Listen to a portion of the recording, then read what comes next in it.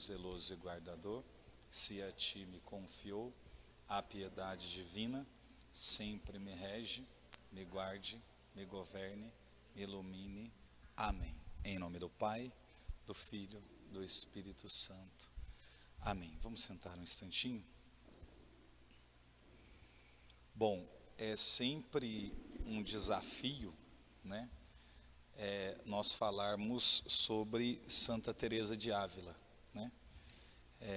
E um desafio ainda muito maior nós nos dispormos, né, a procurar esse caminho de perfeição, né, a trilhar os ensinamentos que nos deixou essa grande santa mística da igreja, que serve como um direcionamento, é claro. Nós vamos falar um pouquinho, né, a respeito de Teresa de Ávila, vamos falar sobre as moradas. É claro que não dá para fazer isso em em uma única formação, em uma hora e meia. Isso leva, claro, um pouco mais de tempo. Nós poderíamos ficar até mesmo anos, né, abordando esse assunto, porque é um assunto que tem um caráter muito profundo, muito delicado. É bem diferente falar sobre as experiências e tudo aquilo que Teresa viveu e aquilo que para nós hoje é uma proposta, sem que a gente permita com que isso vá provocando no nosso coração um desejo muito profundo de viver, de dar os passos, né, que por ela foi nos ensinado. Existe um grande problema, irmãos, na atualidade, que se opõe a toda essa espiritualidade teresiana, né? Qual é o problema? Que quanto mais nós percebemos que o tempo vai passando, a mística ela vai desaparecendo, né, no coração dos homens, né? Eu nem posso falar no seio da igreja ou na igreja, né, porque a proposta da igreja ela é sempre uma proposta única, verdadeira, né? A gente não foge disso. Só que nós vamos observando a maneira com que as pessoas elas têm vivido, né, professado a fé, que têm buscado a presença de Deus. Então nós vemos que toda essa condição mística, que é propriamente aquilo que Teresa viveu, né, em boa parte da sua vida, principalmente aí nas sextas e sétimas moradas, que foi aonde ela viveu com intensidade toda essa condição mística, que isso vai desaparecendo. Para falar sobre Teresa de Ávila, para falar sobre as moradas e sobre essa espiritualidade, né, em particular, né, muitas vezes nós nem poderíamos, né, vamos colocar aí entre aspas, iniciar uma leitura sobre Teresa partindo já do livro que nós temos em mãos, né, o Castelo Interior ou Moradas, né? Por quê? Porque muitas vezes corre o risco de nós abordarmos tudo o que Teresa nos deixou como se fosse uma coisa simplesmente poética, né? A gente fica encantado, maravilhado, mas no final de tudo a gente chega à conclusão que a gente só é tocado pelas frases profundas e bonitas, mas nós não permitimos com que produza ou provoque no nosso coração o desejo de trilhar os caminhos, né? Porque muitas vezes a gente fica com aquela preocupação ou aquela ansiedade de querer saber, de querer enquadrar a nossa vida espiritual. Então a gente olha para tudo que Teresa escreveu, né? Não só escreveu, claro, para aquilo que ela viveu, porque ela escreve aquilo que ela tem como que por experiência, não? Então ela escreve com propriedade, né? Ela não se aventurou em escrever, em abordar alguns assuntos de que simplesmente ela ouviu falar ou que ela conhecia assim meio que à distância. Não, muito pelo contrário, né? Falando acerca de Castelo Interior, falando acerca das moradas, né? Ela está apresentando um caminho a ser percorrido. Ela nos apresenta um caminho a ser percorrido, né? Então, não é simplesmente, não pode cair no nosso coração ao fazermos, né, uma formação que ela se transforme para nós uma formação poética. A gente acha tudo isso muito bonito e não provoque em nós, né, os frutos que precisam produzir. Por isso que é uma formação sempre delicada. Por quê? Porque precisa nos levar a uma profunda meditação né, sobre aquilo que nós ouvimos, né, daquilo que está sendo proposto, é claro, a contraponto com aquilo que nós estamos vivendo, aquilo que nós buscamos, né, aquilo que nós temos como convicções. Então, muitas vezes se torna uma formação de confronto às nossas ideias, dessa busca de Deus, que muitas vezes nós fazemos de maneira errada. Não que a proposta de Teresa seja a única proposta, não é isso, irmãos, mas é uma proposta que nós temos de um caminho de perfeição, né, de um caminho de maturidade espiritual, do autoconhecimento, é uma proposta. Então, nós não podemos olhar para o que Teresa nos deixou e pensarmos assim, eu vou ouvir sobre as moradas, né, e vou analisar a minha vida e vou tentar identificar aonde de repente eu estou. A gente não pode, amém, partir desse princípio. Por quê? Porque a gente perde a riqueza da formação, né? O objetivo não é chegar no final de toda essa trajetória, de toda essa caminhada, pelo menos a caminhada formativa, né? Porque em outra parte dá muito mais trabalho, mas a gente não pode chegar simplesmente à caminhada, à parte formativa, e no final de tudo a gente dizer, bom, agora eu consigo identificar aonde eu estou. Na verdade, isso não vai agregar absolutamente nada, porque o pensamento, ele não pode ser esse, tem que ser algo muito mais profundo do que essa ideia que às vezes passa pela nossa cabeça, assim, né? Muitas vezes quando a gente fala sobre Teresa de Ávila, fala sobre as moradas, né? Como eu já ouvi esta pergunta de outras pessoas, normalmente as pessoas perguntam, em que morada você acha que você está? Né? Sempre aparecem perguntas como essa, né? Pelo menos para mim não há uma preocupação em saber em qual morada eu estou, né? Eu não tenho essa preocupação de saber em qual morada eu estou.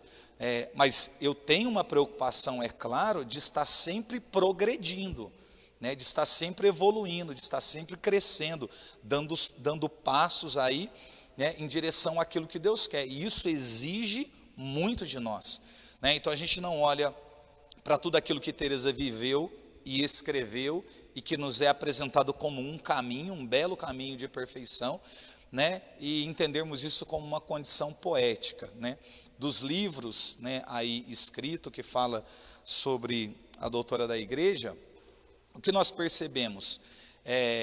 Existe 3 aí que são os mais conhecidos, vamos dizer assim, né, que é o livro da vida, o caminho de perfeição, e esse que é a proposta para a nossa formação, que é o Moradas ou Castelo Interior.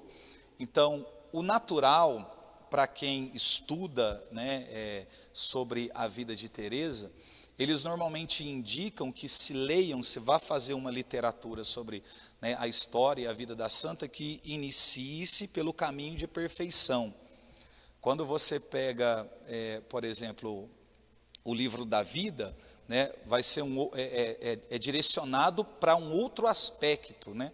Normalmente para quem a acompanhava, para quem, né, a confessava.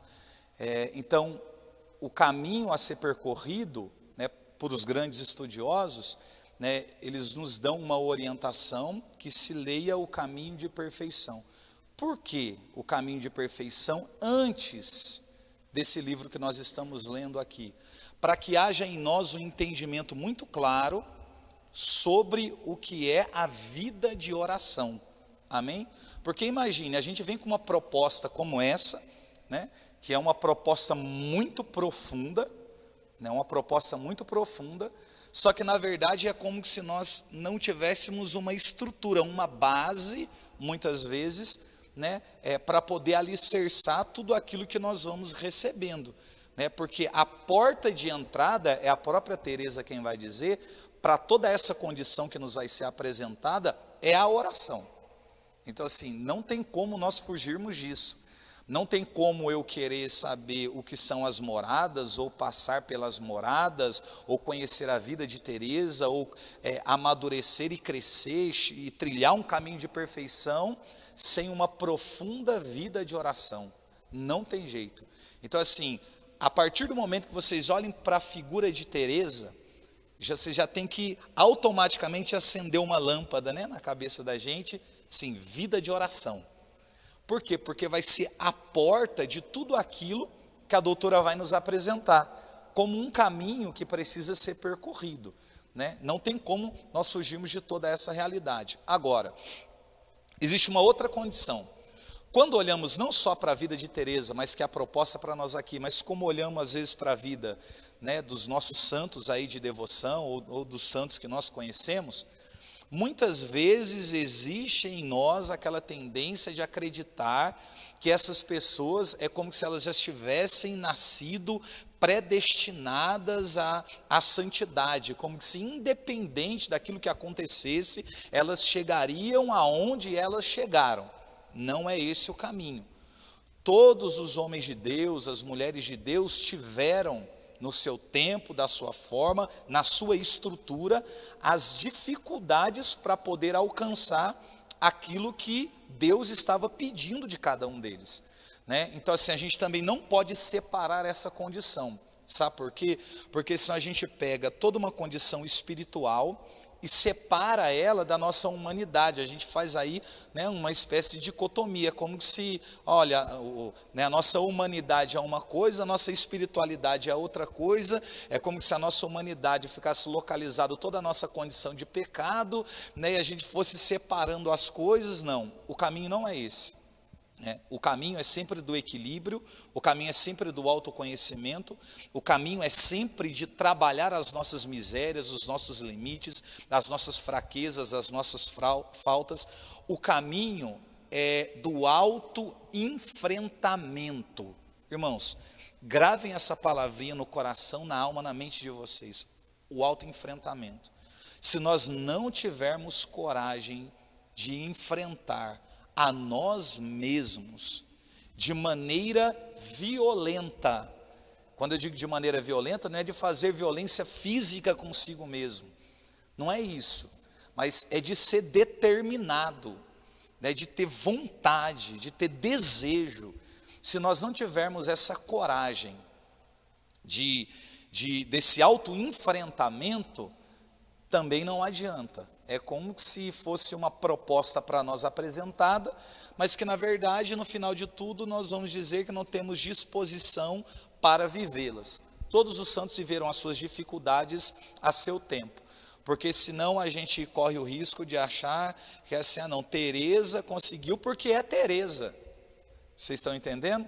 Como quem diz assim, ela conseguiu porque ela é Teresa. Como quem diz, eu não consigo, eu sou o Pedro, eu sou o Charles, sou o João, sou a Maria, né? Se eu fosse Teresa, eu também conseguiria. Não, irmãos, é um caminho que está para ser percorrido por todos nós. A grande diferença vai ser de como nós vamos trilhar este caminho. Ela trilhou o caminho dela, ela marcou o tempo, ela fez história, né? Ela ajudou a vida da igreja, ajudou os filhos da igreja, né? Até as últimas palavras, ou a última fala de Teresa de Ávila é justamente essa, né? Ela, estando para morrer, no final de tudo ela vai dizer, enfim, filha da igreja, né? Como alguém que agregou realmente na vida da igreja, né? Então, não pode ser simplesmente algo poético, e também a gente não pode começar a acreditar que é alguma coisa que foge do nosso alcance. Ah, não, isso não é para mim. Ah, não, eu estou muito novo, estou jovem demais, eu sou velho demais, né, para poder fazer, né, tamanha proeza. Não, né, por favor, eu te peço, né, não prive você de uma graça como essa, né, de algo que está ao nosso alcance e que nós podemos, claro, chegar à medida que existir em nós uma determinação muito profunda. Se existir essa determinação profunda em nós, essa coragem do autoenfrentamento, a gente pode sim, né, trilhar esse caminho. Se você vai chegar à quinta, à sexta, à sétima morada, entre você e Deus, já não cabe, né, ao Charles definir tamanha coisa, mas é um caminho que você precisa percorrer. Então a gente não pode, né, em hipótese alguma, olhar para a vida dos santos, olhar para a vida de Teresa, e muitas vezes a gente pensar assim, aconteceu com Teresa porque é Teresa, aconteceu com João da Cruz porque é João da Cruz, eu não dou conta de fazer, eu não consigo fazer, eu não sou capaz de fazer, né? Você já entra em uma batalha derrotado. Então esse pensamento a gente tem que anular ele, né? E lógico, eu não estou dizendo isso para que você entenda que tudo depende do seu esforço, também não, é graça de Deus. Mas existe a graça de Deus? Sim, mas também existe o nosso esforço e a nossa determinação.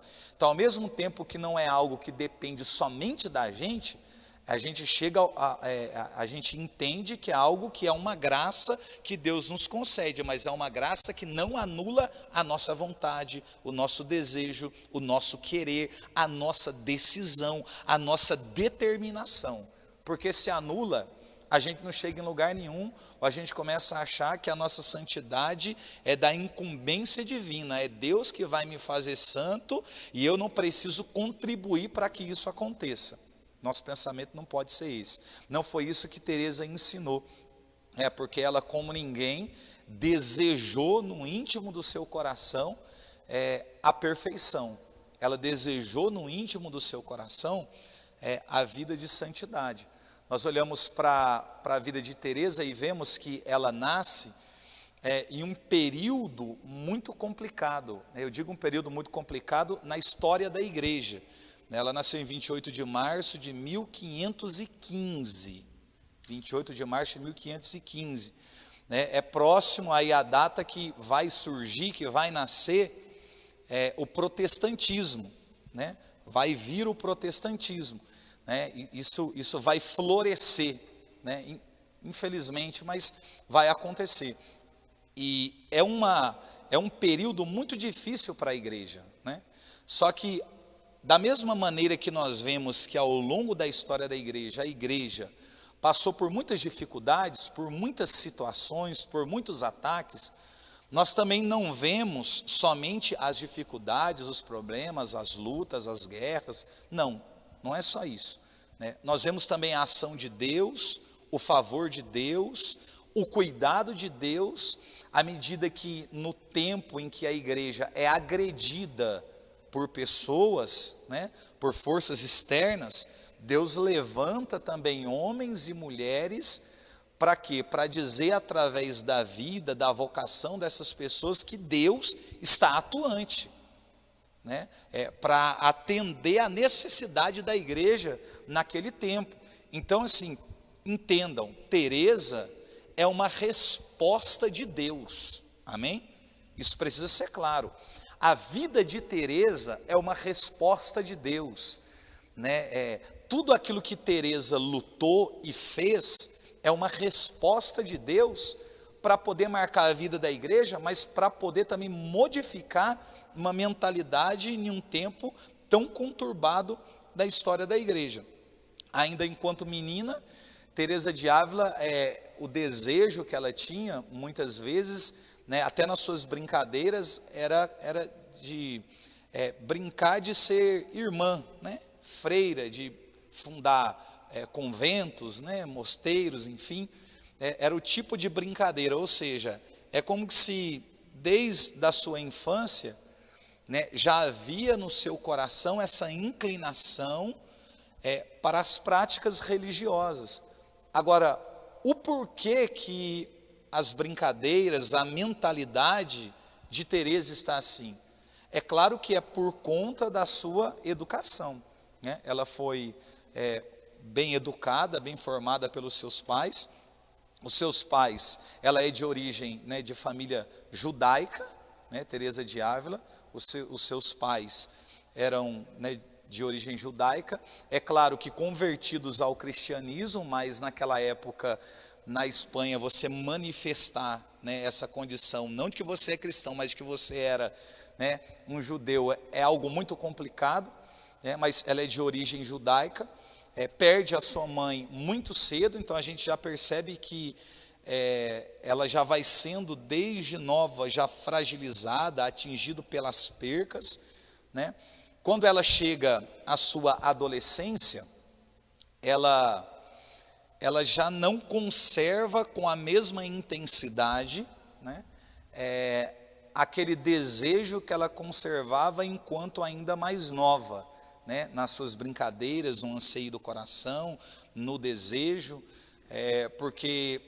à medida que ela cresce, ela vai tomando gosto pelas coisas, e uma das coisas que Teresa desenvolveu foi o gosto pela leitura, mas não uma leitura sadia, digamos assim, né? Ela começou a ler muito livro de romance, essas coisas, que foi mexendo com ela, e foi, de certa forma, sufocando aquele anseio já plantado dentro do seu coração, né? Aquilo que ela tinha dentro do seu coração. Então isso vai a tornando uma moça, uma adolescente um pouco mais vaidosa, né? Agora o desejo no seu coração não é como aquelas brincadeiras que tinha outrora, de fundar mosteiros, de ser uma religiosa, alguma coisa do tipo, né? Mas o desejo no seu coração agora é de casar, de ter filhos, né? Então ela começa a mostrar interesse, né, por rapazes, né? Então o seu pai percebe essa atitude na vida da sua filha, né, e logo se responsabiliza em tentar resolver a situação. Então agora ela, começando a estudar, ela é colocada numa escola religiosa para poder estudar, justamente para fugir também de toda essa condição. Mas agora, aonde Teresa está estudando, é como se fosse um ambiente que fizesse ressurgir, né, trouxesse à tona novamente aquele desejo sufocado de outrora, né, aquilo que tinha sido sufocado em outros momentos.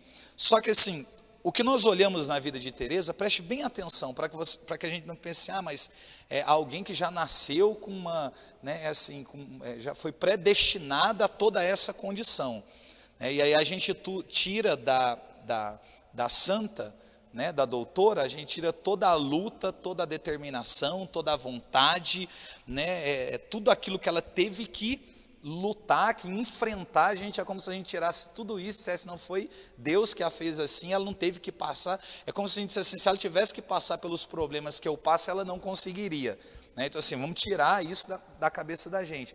Então, desde nova a gente já vai vendo as dificuldades que ela vai passando. Então, o que a gente já percebe nesse momento, até aqui? A gente vê que nesse relacionamento, ainda que inicial com Deus, de que mostrado ainda que por vontade, que por interesse, né, que por algo ainda que herdado, passado pelos pais, a gente não vê uma constância.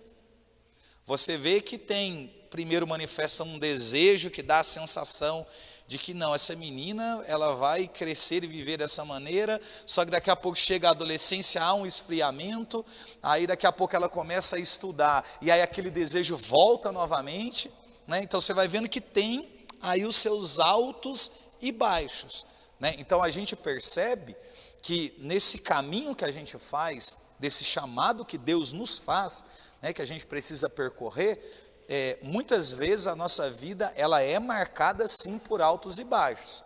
Só que Teresa nos dá um ensinamento profundo. Qual o ensinamento? Que chega um momento em que isso precisa cessar. A gente também não pode tomar isso como uma verdade para dizer que a gente vai viver assim até os nossos últimos dias. Não. Sim, até, né, se eu viver 30 anos, 50 anos, 70 anos, nesses 70 anos de vida, a minha vida foi marcada sempre por altos e baixos. Não.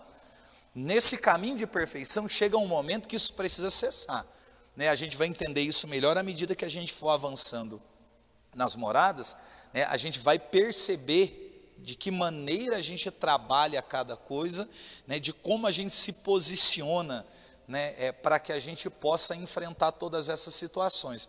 Mas aí a gente olha e já vê o quê? Que já há logo no início, a vida já é marcada por altos e baixos, por toda essa condição. Agora, Teresa estudando esse desejo que arde no seu coração, ela quer ser uma irmã, uma religiosa. Mas o porquê desse desejo? É porque ela conservava no seu coração um desejo muito profundo pela vida eterna, né? essa condição de vida eterna mexia muito com ela.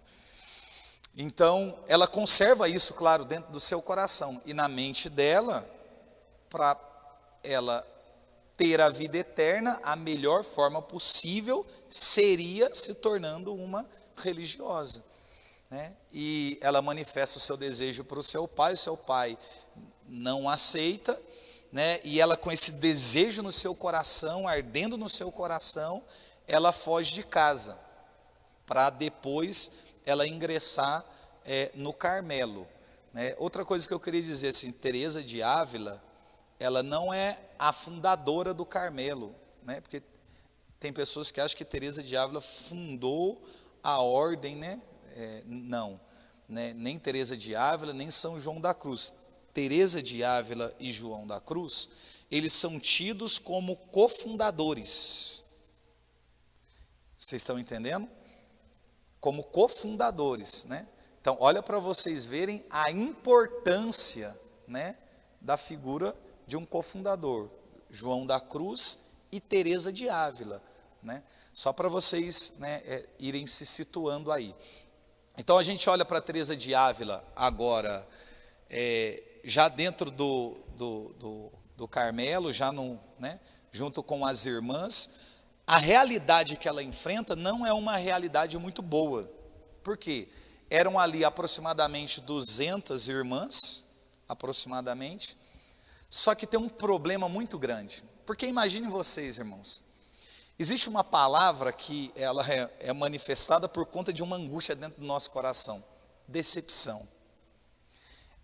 É muito ruim, por exemplo, para alguém que tem o desejo no coração pela eternidade, que o que mexe dentro do seu interior é a vida eterna, e porque deseja a vida eterna, entende que a melhor maneira disso se concretizar é sendo uma religiosa, e agora, como religiosa, fugindo da sua casa, vai viver toda essa condição, ela se depara com uma situação que não é agradável. Sabe por quê? Porque assim, no tempo de Teresa, aqui agora no Carmelo, com aproximadamente 20 anos, quando ela ingressa, a situação não era boa. A situação dentro do Carmelo, com as irmãs, com essas aproximadamente 200 irmãs, não era uma situação muito boa em Ávila, não era muito boa. Por quê? Porque não era como o formato dos Carmelos que nós vemos na atualidade. Naquele tempo, havia um entra e sai de pessoas muito grande. E as irmãs que ali estavam, elas vinham de classe social diferente. Então, elas eram favorecidas ali dentro.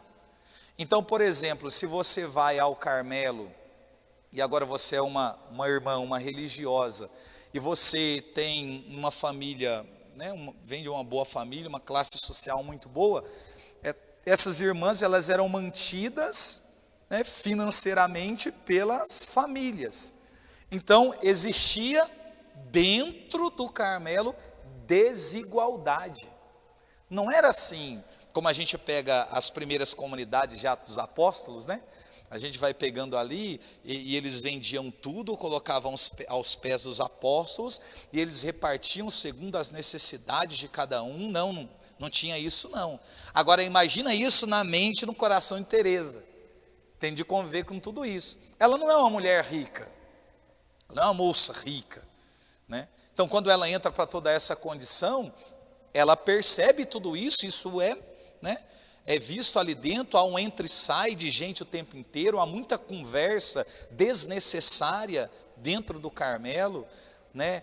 Há pouca oração, meditação, de uma maneira que seja profunda, né? Justamente porque o ambiente não favorecia mais isso, né? Se há uma desigualdade no ambiente onde elas estão, a espiritualidade, a dificuldade de ser trabalhado, porque imagine você está em um ambiente, né, você está vivendo no mesmo ambiente que todo mundo, tendo que viver as mesmas regras, tendo que praticar as mesmas meditações, fazer as mesmas orações, só que de repente você percebe que nesse mesmo ambiente em que todo mundo está dando a sua vida, algumas pessoas que ali estão comem maravilhosamente bem, enquanto outras comem de maneira razoável e outros passam fome.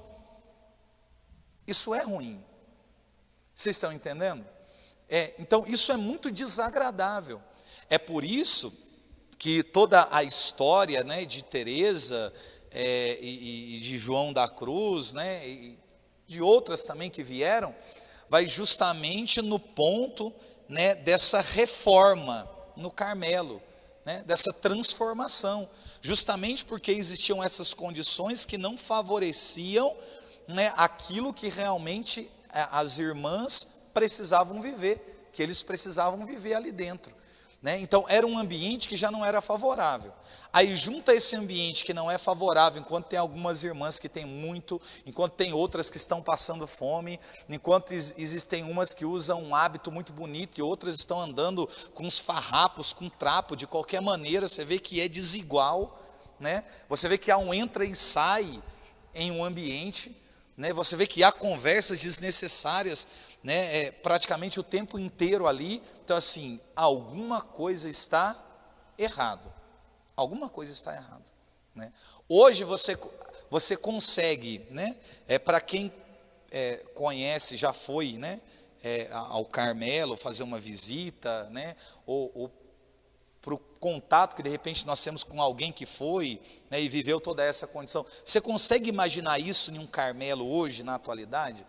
Tipo assim, eu posso sair da minha casa, ir para o Carmelo e entrar a hora que eu quiser, sair a hora que eu quiser, conversar com quem eu quiser, né? Eu posso levar todo tipo de informação daqui de fora lá para dentro, né? Eu vou levar isso aqui lá para as irmãs, mas eu vou dizer que isso aqui é só para a irmã X, para a irmã Y, e as outras não vão poder tocar. Não, irmão, essa realidade hoje, né, ela não existe, pelo menos nos lugares aonde eu estive e fiz contato, não existe essa realidade, não ouvi falar na atualidade de que isso exista em algum lugar, pelo menos eu nunca ouvi falar dessa realidade, mas ela aconteceu. Infelizmente essa realidade aconteceu, e tudo isso complica. Por que que complica? Porque é alguém que entrou com um desejo no coração de eternidade, é alguém que está entregando a sua vida, é alguém que se depara com uma situação que não é favorável, e para piorar ela fica enferma. E aí na sua enfermidade a cura não vem, o seu pai a tira de dentro do Carmelo para poder procurar a cura em outros lugares, o que na verdade piora a situação dela, né? A ponto dela ficar praticamente uns 3 dias tida como morta, né? A ponto do corpo de Teresa ter sido colocado para ser velado mesmo, ser velado, colocarem ali as velas, o corpo estendido, já pronta para ser enterrada, porque há 3 dias praticamente, né, nada de Teresa responder a nenhum comando, né? É o pai quem não permite com que a filha seja sepultada. Só que não sendo sepultada, claro, ela não estava morta, mas visivelmente a aparência de Teresa era a aparência de quem havia falecido, né? Os dias se passaram, ela não voltava, aquela condição não melhorava, né? E só que depois toda essa condição avançou, ela voltou depois, né, a cura vai vir de maneira gradativa, né? Ela voltou para o Carmelo, e voltando para o Carmelo, ali, né, ela vai iniciar, né, vai dar passos mais concretos, né, sobre tudo aquilo que ela precisava viver enquanto grande santa, doutora e mística da nossa igreja. Só que é assim, à medida que o tempo passa, chega um momento que é concedido a Teresa de Ávila ela fundar um convento, né? Como se fosse uma extensão, um braço ali do Carmelo. E quando é concedido a ela essa situação, ela vai para um convento onde tem ali aproximadamente 12 irmãs, Teresa e mais 12 irmãs. Então, é um convento pequeno, não é um convento grande, né? São José, convento de São José. Então, é um convento muito pequeno. Teresa vai para lá, entendendo que a sua vida vai se encerrar dentro daquele ambiente, e ali dentro ela começa a vivenciar algumas condições espirituais, né, desse caminho que ela vai percorrendo. Assim, percebam, ela não vai caminhando, irmãos, e ela vai dizendo à medida que caminha, eu estou na primeira morada, ou na segunda morada, ou na terceira morada. Não.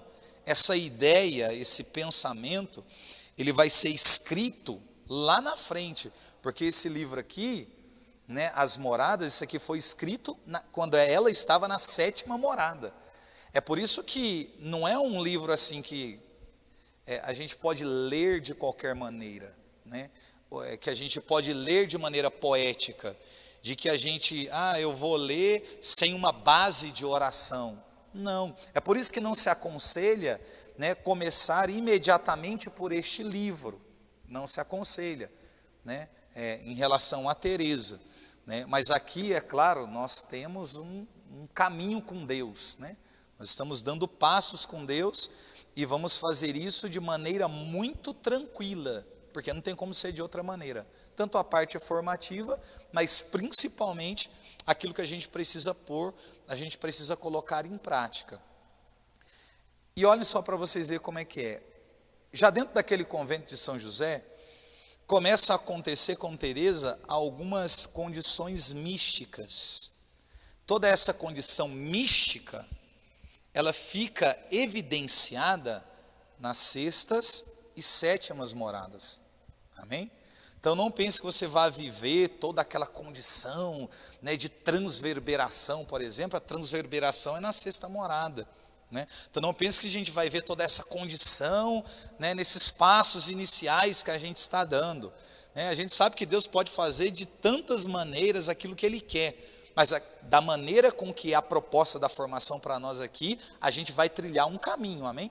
A gente vai trilhar, vai dando passos para a gente ir entendendo condições.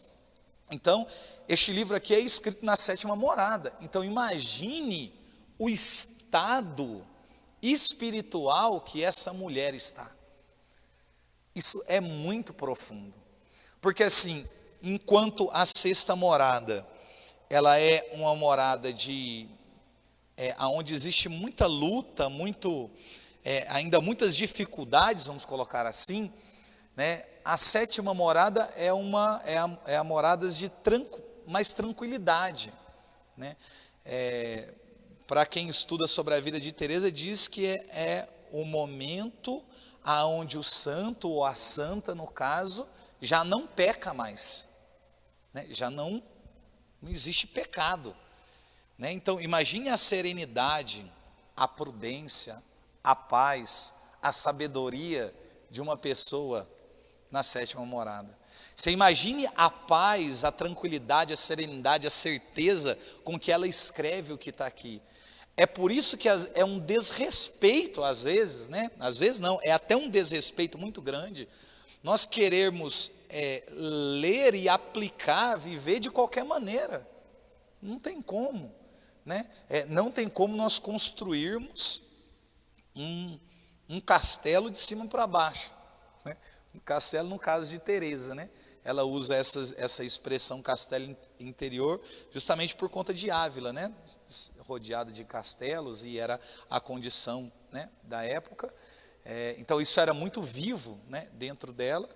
E quando ela fala de castelo interior, ela fala não de um castelo com uma estrutura, né, simplesmente que aponta, que é alçada ao céu, mas como ela propriamente diz, e como está no livro, como se fosse uma espécie de um diamante mesmo, né? Onde existem camadas em torno de si mesmo, onde no centro está o rei, que é o próprio Senhor, né? E as moradas são essas camadas, né, em torno do eixo, né, do centro, aonde precisa ser alcançado, aonde precisa chegar. Aí quando ela fala do diamante, ela fala que é como um sol no centro e uma luz que irradia de dentro para fora, né? Então assim, é muito bonito quando a gente lê o livro. Só que é por isso que eu tenho sempre essa preocupação de que não se torne poético, de que a gente lê e diga, nossa, que bonito, que encantador. Não é simplesmente bonito e encantador, irmãos, é doloroso, é difícil, é esgotante, né? É exigente, mas não é algo impossível, à medida que exista em nós, né, uma firme decisão de trilhar o caminho que precisa ser trilhado. Olha para vocês verem, a conversão, é até estranho, né, nós usarmos o termo conversão, para alguém que já está na vida religiosa, já está dentro do Carmelo, já fundou um outro Carmelo, é até estranho, né, mas a conversão, essa segunda conversão, eu até queria indicar para vocês um outro livro aqui, né, nessa altura da formação, existe um livro chamado As Três Vias e as Três Conversões, de Garrigou Lagrange. As Três Vias e as Três Conversões. Porque quando fala da conversão de Teresa de Ávila, não é essa conversão de alguém, então quer dizer que ela estava no Carmelo, mas ela não sabia quem era Jesus, não. É a chamada segunda conversão. Então, essa conversão vai acontecer na vida de Teresa quando ela tem aproximadamente 40 anos. Imaginem vocês. 40 anos. Eu estou com 35. Com 40 anos isso vai acontecer. Quando ela vai para diante da imagem do nosso Senhor, né, uma dessas imagens que revela o seu sofrimento, né, e ela pergunta, como quem conversa com o próprio Deus, ela pergunta, né, por que sofres? Né? O porquê de tamanho sofrimento? E aí o nosso Senhor vai responder a ela, e vai dizer a ela, o sofrimento que você vê em mim é provocado por conta das vossas conversas desnecessárias, né? Tem gente que usa o termo conversa fiada, né? As conversas desnecessárias, como quem aderiu a uma proposta de uma vida religiosa, mas ao invés de vivê-la da maneira que tem que viver, fica perdendo tempo com aquilo que, na verdade, não agrega, que não faz diferença nenhuma. Então, é como se naquele momento ela entendesse, ela entendeu que, por exemplo, uma coisa é você atender o chamado, outra coisa é a disposição para viver tudo o que o chamado pede. Essa é a nossa dificuldade. É por isso que eu iniciei a formação falando justamente de uma condição mística, e aqui eu quero aprofundar um pouquinho nisso, né? Aí a gente volta falando um pouquinho sobre Teresa, dessa condição mística, né? Volta sobre Teresa não, né? Porque toda a condição que Teresa vive é uma condição mística, né? De maneira muito profunda, muito elevada. Mas eu quero trazer isso para dentro da nossa realidade, do contexto, da época que nós estamos vivendo hoje.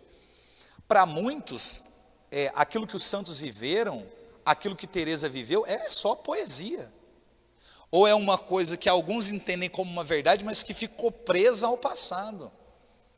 É como se na atualidade houvesse a necessidade no coração de muita liderança religiosa que nós temos, de muitos formadores que nós temos, de querer tirar toda a condição mística por detrás daquilo que nós vivemos, por detrás daquilo que, né, nós realmente cremos. É como se para tudo houvesse uma explicação dentro do campo da naturalidade, ou seja, dá para se provar por A mais B, porque aquilo acontece, porque aquilo que não acontece, né?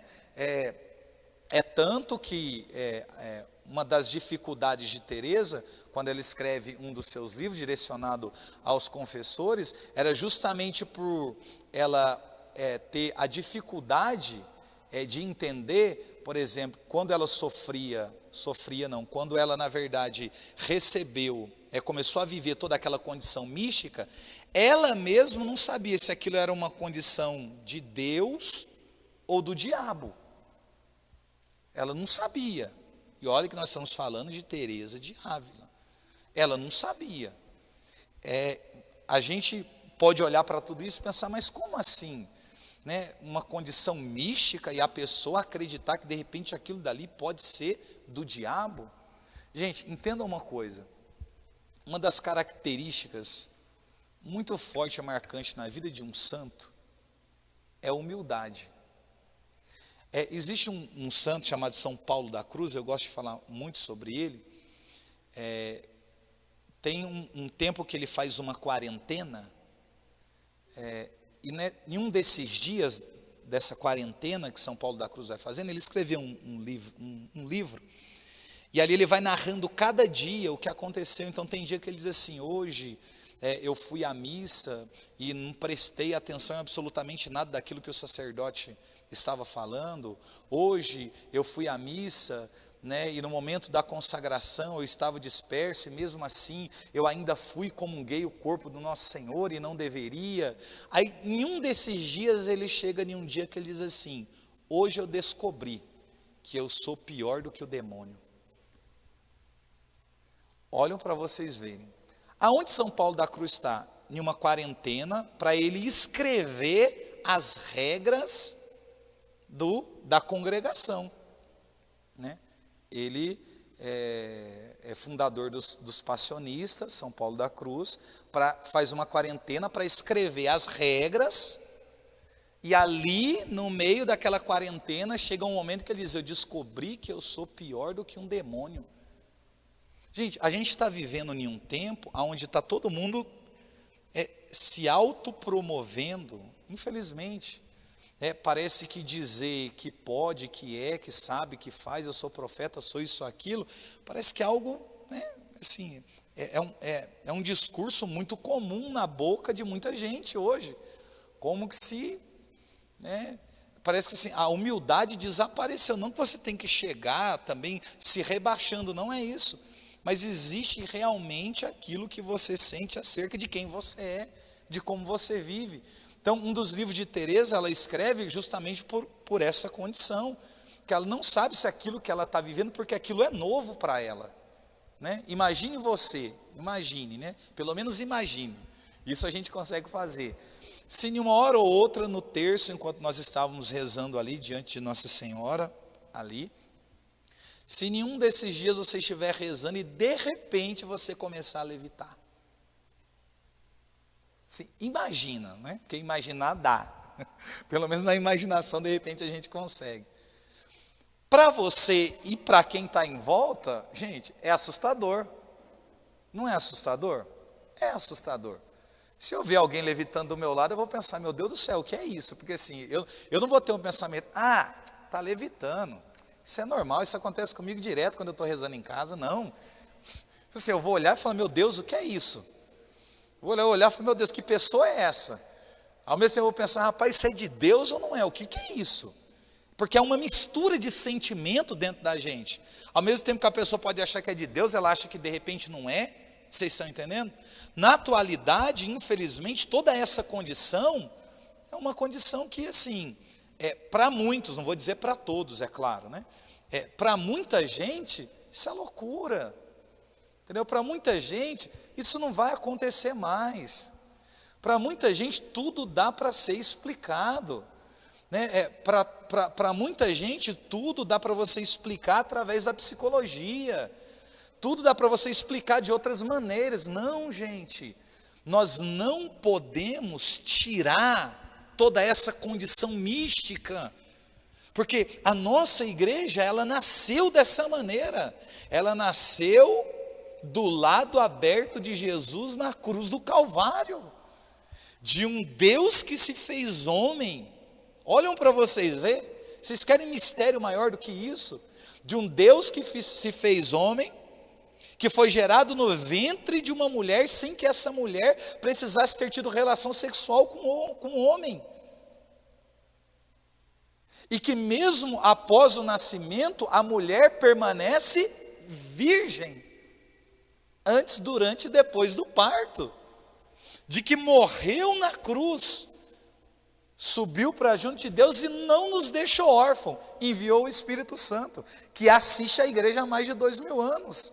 Então assim, nós não podemos arrancar isso do meio do povo, porque hoje existe uma corrente, essa é a palavra, né, correta, até teológica muito pesada nos nossos dias, né, da gente racionalizar tudo, né? Da gente racionalizar tudo, da gente querer explicar tudo, e nós queremos justificar tudo o tempo inteiro.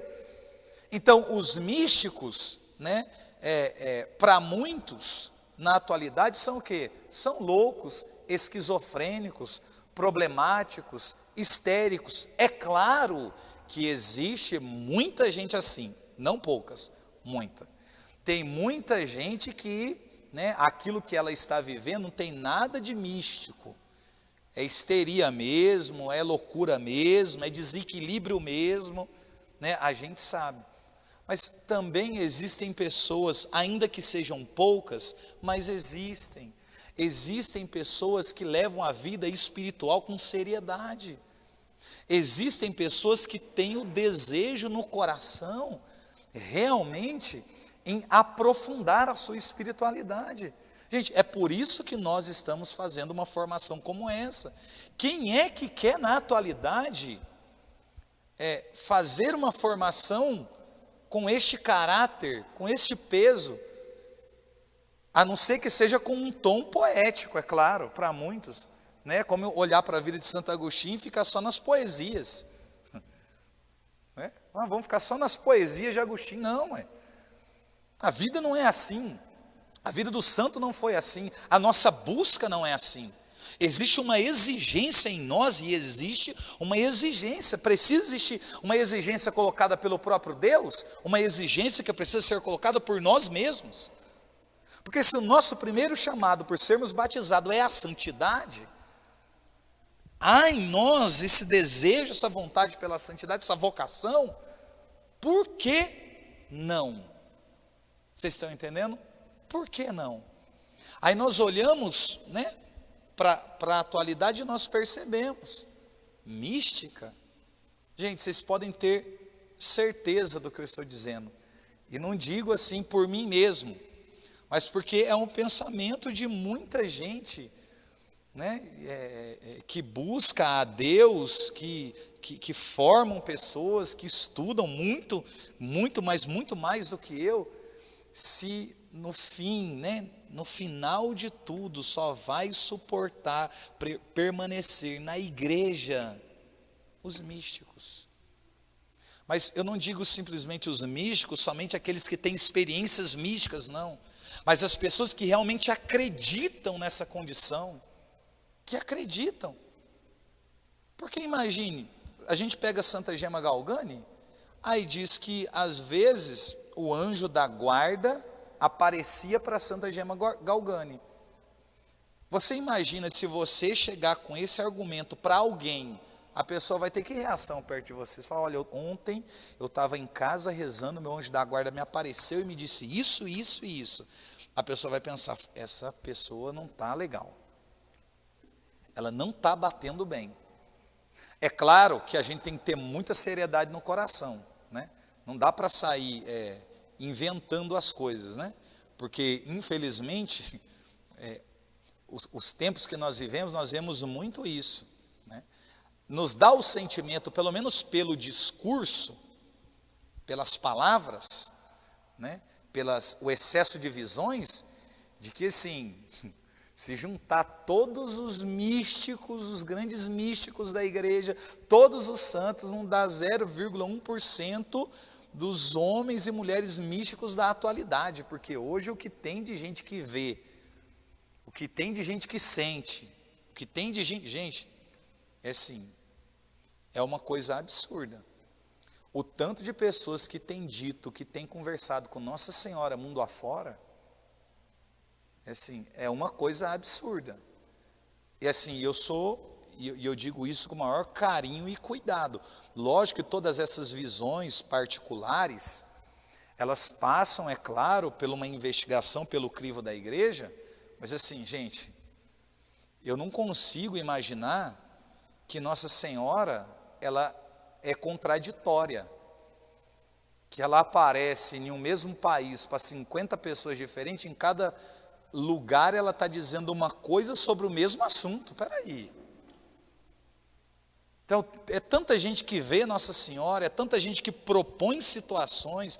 Eu tenho muita dificuldade, mas muita dificuldade, né, com esse tipo de coisa, porque é algo que já foge até do campo da mística mesmo, já cai para dentro a gente já está tentando a Deus, né? Então existe essa condição vivida de uma maneira que ela é mentirosa, né? Ela é uma maneira mentirosa, de que não existe absolutamente nada, mas existe uma carência no coração das pessoas. Eu acho que curioso que às vezes até enquanto, às vezes muitas pessoas oram, e começa aquelas visões, não que não exista, existem os dons, é bíblico, ponto. Mas tem muita gente que parece que ela, porque fulano viu, ciclano viu, ela tem que dizer que viu alguma coisa. Ou ela tem que dizer que confirma aquilo que ela não viu, mas ela tem que dizer que confirma para dizer que ela viu alguma coisa, que faz parte de tudo aquilo, né? Lógico que existem momentos de oração que tem as confirmações, sim, existem as visões, a gente sabe de tudo isso, só que não é desse jeito, assim, de uma maneira desregrada, feita de qualquer maneira, sem nexo, sem sentido, sem ligação. Não é assim, né? É por isso que precisa existir essa profundidade. A gente olha para pessoas que elas, no discurso, e na maneira com que elas querem viver, elas fazem uma coisa que não pode ser feita. Elas querem começar como os santos terminaram. É como se quisessem começar a vida espiritual nas sétimas moradas, lá em cima, né? Vou começar pelo final.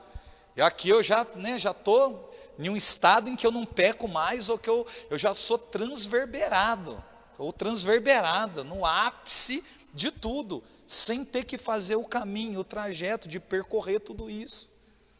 Então isso é muito complicado, né? Então assim, é muito cuidadoso, é muito delicado essa experiência, né, que nós precisamos fazer, porque precisa existir um desejo muito profundo dentro do nosso coração, porque senão se torna apenas loucura, senão a gente cai no campo daquilo que é simplesmente poético, né? E a gente não pode, né, olhar para todas essas condições e achar que foram atreladas ao passado, ou ficar, não, existem coisas, irmãos, que é mistério mesmo, existem coisas que fogem à nossa compreensão,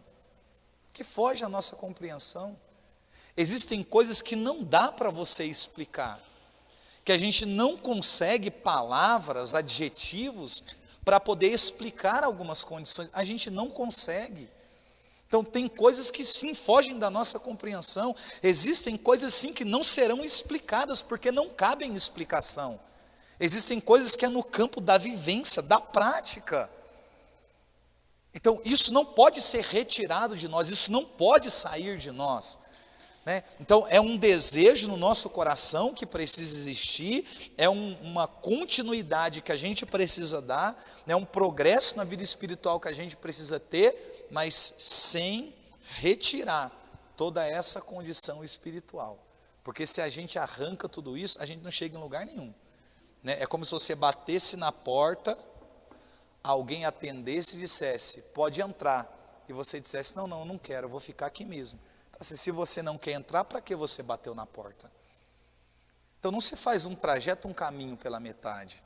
Você não vai bater na porta de alguém que você não quer contato, você não quer entrar na casa, ou não quer contato com quem está dentro da casa. Não, existe uma intenção pela qual a gente vai até aquela casa, existe uma motivação pela qual a gente bate aquela porta, existe um desejo no nosso coração pelo qual a gente quer conversar com aquela pessoa, e existe um anseio no nosso coração em conhecer o lado de dentro, porque o objetivo e a proposta do castelo interior não é como mergulhar nos castelos de Ávila, não, mas é aqui dentro. Então é um caminho que você percorre dentro de você. É um caminho que você percorre dentro de você.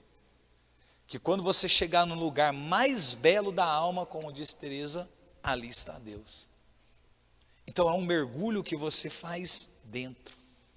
É uma trajetória, é um caminho que você vai fazendo dentro de você. É autoconhecimento, é doloroso, leva tempo, exige de você, e não exige pouco, exige muita coisa, e a gente precisa ter disposição para essa vivência.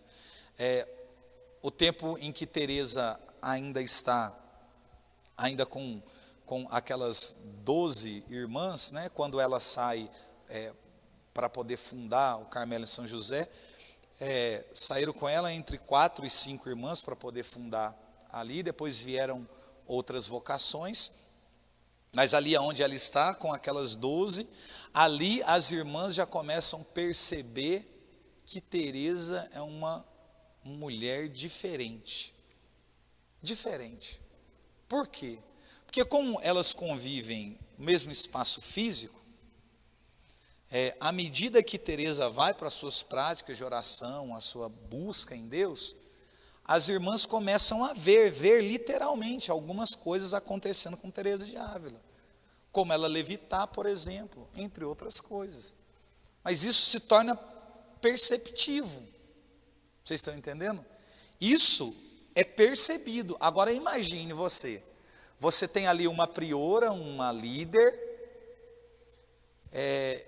imagine a segurança de quem é liderado por alguém da envergadura de Teresa, que sendo observada pelas as irmãs que ali estão, né, as filhas espirituais, digamos assim, que ali estão vendo ela aflorar nela toda essa condição mística, estão olhando e vendo-a levitar. Imagine o sentimento entre elas. Esse sentimento foi tão forte e tão grande que elas foram até Teresa pedir o que para Teresa? Nos ensina um caminho de perfeição. É como quem diz assim, nós precisamos chegar, nós também queremos viver isso. Mas olha para vocês ver como são as coisas. Aí quando Teresa senta com elas para poder falar sobre um caminho de perfeição, sobre o trajeto que precisa ser percorrido, não tem nada de místico. Pelo menos não relacionado àquelas ações em que elas viam. Não vai falar de levitação, ou de transverberação, ou de chaga, ou de êxtase, não vai falar de nada dessas coisas.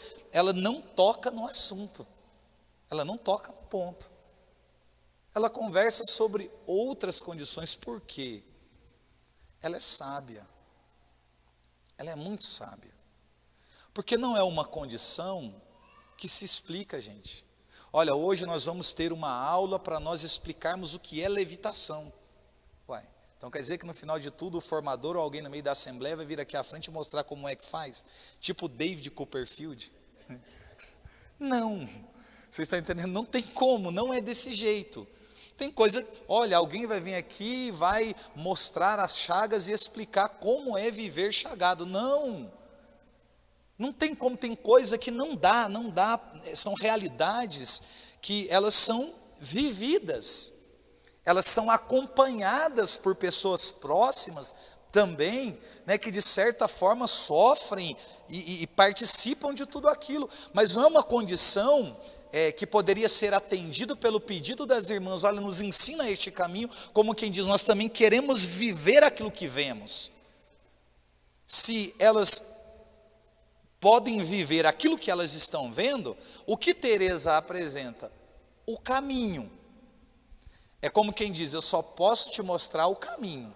Se você vai chegar no final, não sou eu quem vai te carregar. É você quem vai ter que trilhar com as suas próprias forças. E que caminho? Castelo. Passar pelas moradas. Ter coragem do autoenfrentamento. Né? Ir trabalhando algumas condições humanamente que precisam ser trabalhadas.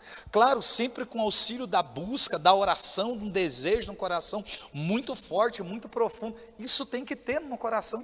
de todos nós, mas o desejo delas, imagine, ensina-nos, né? Ensina-nos este caminho, fala-nos sobre as coisas espirituais, e ela junta todo mundo e não fala nada, fala de outra coisa, é claro, né? Não é que não fala aquilo que elas queriam ouvir, pelo menos, né? Mas falam de um outro assunto, abordam outras coisas, porque era aquilo que justamente precisava ser abordado, para que elas pudessem chegar aonde precisa chegar. Uma coisa eu poderia dizer a você, o castelo interior, ele não é basicamente um caminho que nós fazemos, que nós trilhamos coletivamente. Olha, nós vamos nos dispor e todos nós vamos passar pelas moradas. Não, é uma coisa muito particular e pessoal. É muito particular, é muito pessoal. Porque existem degrau que você só vai, né, passar, barreira que você só vai conseguir transpor, justamente por conta desse momento de solidão, de silêncio de Deus, de dor, e como diz São João da Cruz, de noite escura da alma. Aonde, cadê o amigo? Ele pode até ali, mas ele não consegue te ajudar em absolutamente nada. Aonde é só você, e às vezes, desculpe eu usar essa expressão, é só você e você mesmo, porque você tem um sentimento até mesmo de que Deus se retirou, né? Te deixou entregue ali. Até esse sentimento alguns santos, né, como São João da Cruz, eles tiveram. Tipo assim, olha para uma situação e diz: aonde está Deus? Aonde está Deus? Cadê o meu Senhor? Cadê o meu esposo? Cadê o meu amado? Aonde ele está? E você procurar e não encontrar. Como atravessar um momento como esse? A gente só vai conhecendo as moradas, vai subindo, né, digamos aí, o nível espiritual, vamos colocar assim, à medida que a gente aprende justamente dessas maneiras aqui. Tem momento que é na solidão, que é na dor, que é na angústia, que é no silêncio, que é no abandono, é na tristeza, é naquele sentimento de que parece que você não suporta, não aguenta mais, mas que você ainda junta aquele restinho de forças para poder permanecer e ir até o fim. Mas é aquele amor que movimenta você por dentro. É aquela convicção que você tem dentro do seu coração de quem Deus é para você. De quem Deus é para você. É como Madre Teresa de Calcutá, né? Santa Teresa de Calcutá, dizendo, né, quando alguém a pergunta sobre o silêncio de Deus, e aí ela responde dizendo assim: não, eu não precisaria que o silêncio fosse quebrado, porque basta o único contato que tivemos, basta-me o único contato que tivemos, o resto da vida ele não poderia falar comigo em momento nenhum, não precisaria, basta o último contato que tivemos, foi o suficiente para ele colocar no meu coração amor que não se acaba. Hoje é assim, a gente tem aquela necessidade de sentir Deus toda hora. Gente, cuidado com essa espiritualidade. Tomem muito cuidado. Porque assim, nos ensina de maneira errada. Parece que Deus tem que falar toda hora, tem que curar todo momento, tem que dar visão toda hora, tem que revelar toda hora. Não, isso é como... deixa eu explicar assim de maneira bem simples. É como um pai ou uma mãe que tudo que o filho pede, dá. Quero uma bicicleta, toma. Quero um carro, toma. Quero isso, toma. Quero isso, toda hora, toma. Não há correção, não há o cuidado, não há despertar na criança aquele senso de responsabilidade, não tem nada. É só assim, vai dando o tempo inteiro, o tempo inteiro. O que a criança pensa? Os meus pais, eles têm a obrigação de me dar tudo que eu peço. E a hora que eu pedir ele não der, ele está errado. E no caso, ele vai estar errado. Porque foi a maneira que ele acostumou a cabeça da criança. E quando faltar, ele não suporta. Ele não suporta, ele não aguenta, ele não vive, ele não vai dar certo. Por quê? Porque ele foi acostumado exatamente daquela maneira.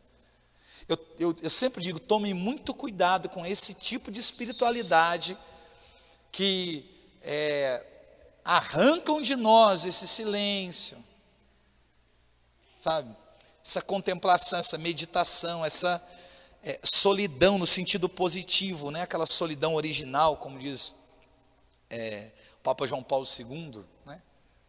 Que tiram isso da gente. Tem coisa que é só pelo sofrimento mesmo, tem coisa que é só pela lágrima mesmo, tem coisa que é só pela perca mesmo. Tem hora que você vai clamar, vai chorar, vai pedir, e Deus não vai falar absolutamente nada. Tem hora que você vai rezar, você não vai ver nada. Tem hora que você vai abrir a palavra para Deus falar, vai cair numa coisa sem pé, sem cabeça. Você vai abrir para Deus falar, não vai ter nada. Então tomem cuidado com essas espiritualidades, que elas não nos fortalecem, não nos amadurecem. Ela faz com que a gente fique se vitimizando o tempo inteiro em relação a tudo. Então não é uma espiritualidade sadia, madura. Lógico, a gente pode viver, né, uma espiritualidade onde existam visões e revelações, claro que sim, mas sem que isso arranque e prive, né, de nós a consciência de que isso não dura o tempo todo. Olha, isso que vai durar a vida inteira, vai ser sempre assim, eu vou rezar e Deus vai falar, não. Se a gente desejar viver dessa maneira, nem a rua de onde o castelo fica a gente vai encontrar. Quiçá está na primeira morada. Não tem jeito. Porque é algo que não trabalha em nós aquilo que precisa ser trabalhado para que a gente amadureça e cresça como santo. A época de Teresa, né, volta ainda enquanto as 12 irmãs, e ainda naquela exigência da vida espiritual e de toda aquela condição mística que era vivida dentro ali do Carmelo, né, em relação à vida de Teresa, o protestantismo crescendo na época, avançando, né, muita gente deixando, abandonando a Igreja Católica, cidades, países, enfim, né, um tempo muito conturbado, de muita dor, de muita ferida. O coração de Teresa é o que? Há no coração dela a necessidade de fazer alguma coisa. Como diante daquilo que vê, move, ela entende que precisa haver uma ação. O que fazer? Né? Tanto que no livro ela vai dizer assim, o que eu poderia fazer se sou mulher, por conta da condição da época, né? Se sou mulher e ruim. Se eu sou mulher e sou ruim. Assim, o que fazer? Aí ela descobre o que fazer. Porque às vezes a gente olha, por exemplo, para a situação atual do nosso país. Às vezes a gente pensa, meu Deus, o que fazer? Né? Com a nossa política. De um modo geral, o que fazer? País quebrado, os estados quebrados, o que fazer? Nosso país é uma vergonha mundialmente. O nosso ex-presidente está preso. Nós somos um dos países mais mal falados na atualidade. Hoje, infelizmente, o nosso país é sinônimo de vergonha em tudo quanto é canto. É o pior caso de corrupção da história da humanidade, é no nosso país. Aí a gente olha e poderia pensar como Teresa na época, mas em relação ao protestantismo que crescia, né, que aflorava, o que fazer? O que eu posso fazer? Ah, não, eu quero fazer um trabalho com os pobres, mas é tanto pobre, mas a gente pode fazer tão pouco. O que fazer? Ah, eu queria fazer um trabalho com os dependentes químicos, mas é tanta gente na drogadição, o que fazer? Não é assim que a gente pensa? Cada esquina que você vai tem alguém usando droga. E a gente pensa, nossa, mas o que fazer? Aí Teresa, ela entende ela aprende, melhor dizendo, o que fazer. O que ela vai dizer para as suas irmãs que estão ali, que é o entendimento que ela chega. Nós vamos viver com perfeição os conselhos evangélicos. Vocês lembram da formação que nós fizemos aqui sobre os conselhos evangélicos? Foi a conclusão que Teresa de Ávila chegou, daquilo que ela podia fazer, diante da situação que ela via, era com que ela e aquelas 12 irmãs ali, elas iriam viver com perfeição, com vontade, com desejo, os conselhos evangélicos. E elas tinham a convicção no coração de que elas seriam como guerreiras, que elas se encerrariam, se colocariam dentro daquele lugar, elas iam rezar pela situação atual da igreja, para que o Espírito de Deus encorajasse, né, os apologetas, os pregadores, os homens de Deus da época, para poder combater toda aquela situação. Ela vai dizer, 1000 almas, 1000 vidas, ou melhor dizendo, eu daria por conta de uma alma. Então às vezes a gente pensa, o que fazer? Gente, se Teresa de Ávila está dizendo, eu daria 1000 vidas, se tivesse como, é claro, eu daria 1000 vidas, por conta de uma alma, só uma. Porque às vezes a gente pensa, mas a gente faz pouquinho, não é? A gente tem a nossa associação lá também, e às vezes a gente fala assim, nossa, é tanta família que pede ajuda para a gente, e às vezes a gente não dá conta de ajudar, né? E a gente pensa, nossa, e por mais que a gente conseguisse ajudar todo mundo, ainda seria muito pouco, perto da necessidade, da quantidade, né, de pessoas próximas da gente. Às vezes a gente fica com aquele sentimento de incapacidade, a gente não está fazendo nada, a gente não está fazendo nada. Mas era a firme decisão que ela tomou. A santidade para ela consistia em quê? Viver com perfeição os conselhos evangélicos. Pobreza, obediência, castidade, com perfeição. Rezar pela situação da igreja. E olha o que Teresa de Ávila conseguiu, irmãos. Com 12 irmãs dentro de um Carmelo. Olha o que ela conseguiu. Depois vem as fundações, né? Vem as carmelitas descalças, carmelitas calçadas, toda aquela condição, né? Mais para frente a gente vai abordar isso direitinho, né? Em cada um dos seus aspectos. Mas olha o que ela conseguiu. Olha a mudança que ela provocou.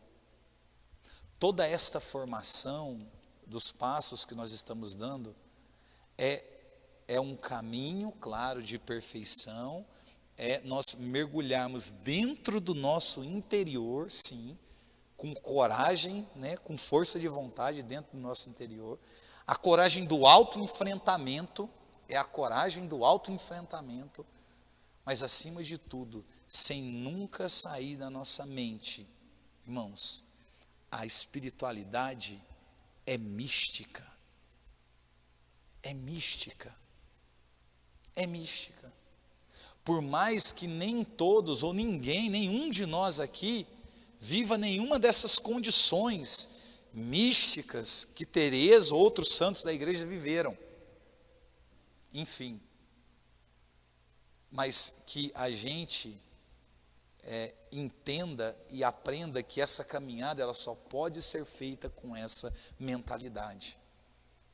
Com essa mentalidade. Quando eu digo uma condição mística, eu não digo de uma condição que oprime ou põe de lado a nossa humanidade, não. Eu falo justamente da condição de uma humanidade bem trabalhada. Porque para você viver o extraordinário, você tem que fazer o ordinário com perfeição. Não tem jeito. Então, às vezes, nós estamos querendo coisas místicas, visões e aquilo, mas nem as pequenas coisas a gente está dando conta de fazer.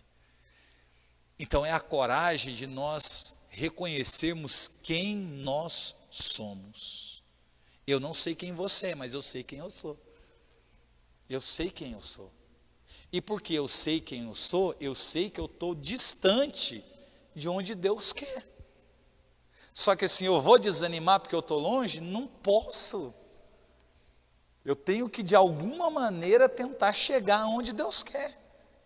E isso exige que eu faça muitas vezes violência comigo mesmo. Por isso, irmãos, que não é assim, né?